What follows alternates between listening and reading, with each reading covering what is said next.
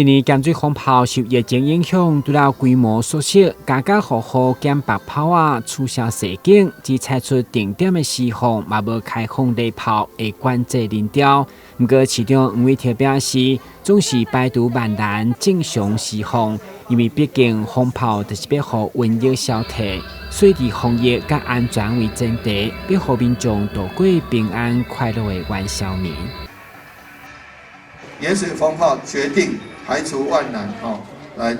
来举办，那这个都要谢谢，首先要谢谢咱的市民朋友，跟咱的主办单位咸水目标，会当做好防疫的工作，没有防疫就没有一切了，防疫做不好，疫情散开来，那什么活动都不要办了，餐厅也很难开了，所以说防疫工作做好，那我们风炮能够在安全的环境下。包括月津港灯节，也希望能够在安全的环境下，能够正常举办。所以说，我们希望说，今天是以防疫优先的前提下、原则下来办好盐水风炮。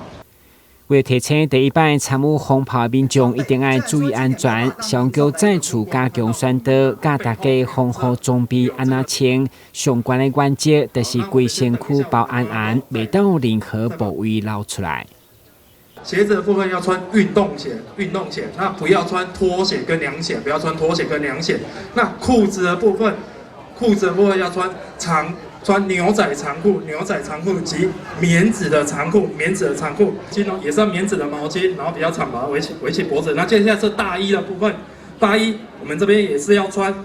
棉质的厚大衣，那切记不要穿风衣跟羽绒衣，四周围有加砖防布，把它裹起来，因为这边就防止鞭炮再从我们的颈部再窜进去，这样子。好。根据去年的经验，虽然一中武庙广场内放风炮嘛禁止礼炮，不过依然有真侪民众到场体验。而今年也有15位定点的施放，恐惊真歹阻挡想要礼炮民众。咱的新闻，古文吉和乔邦采访报道。